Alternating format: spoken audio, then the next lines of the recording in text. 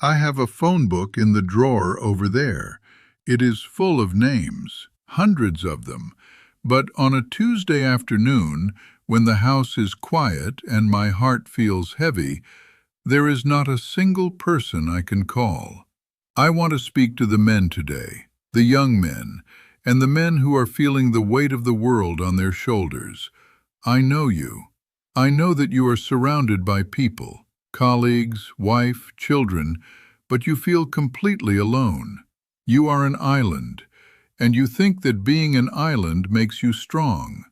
I thought that too, until I lost my brother, not my blood brother, but the man who knew the shape of my soul. His name was Samuel. We didn't talk about feelings. We were men of a different time. We talked about engines. We talked about the rain. We talked about work. But mostly, we just sat. We could sit on a porch for 3 hours, say 10 words, and leave feeling understood. That is a rare magic. But then, life happened. I got a promotion. He moved 2 towns over. The visits turned into phone calls. The phone calls turned into holiday cards. And then, the silence came. It wasn't a fight. That is the tragedy of male friendship. It rarely ends with a bang. It ends with a whisper. It ends with, "I'll call him next week." I told myself, he knows I love him. He knows I'm busy. We are men. We don't need to check in like teenagers. I let my pride tell me that silence was strength. I thought the friendship was a stone that would sit there forever, waiting for me to pick it up again. 20 years ago, I got the call. It was his daughter. Samuel was gone. And in that moment, the stone I thought was waiting for me vanished. I was left holding a phone, with a sentence caught in my throat that I had been waiting 10 years to say. I miss you, my friend. I went to his funeral. I saw men there who looked just like me, suits pressed, eyes dry, standing stiffly.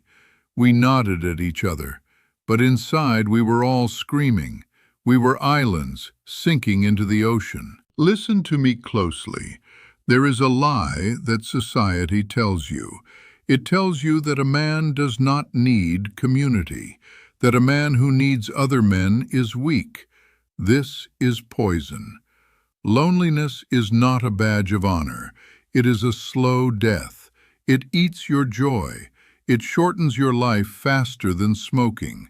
I am 80 years old, and I tell you this. The strongest men I ever knew were the ones who were not afraid to say, I need a friend. So here is my challenge to you. Do not wait for the funeral to buy the flowers. There is a name in your head right now, a friend you haven't spoken to in 6 months, 2 years, maybe 10. You think it's too late. You think it will be awkward. Pick up the phone. Send the text. It doesn't have to be a poem. Just say, I was thinking about you. Just say, I remember that time we fixed that old car. Break the silence before the silence breaks you. I cannot call Samuel, but you can still make that call. Do it today, for your own sake. And if you have no one to call, then you leave a comment here.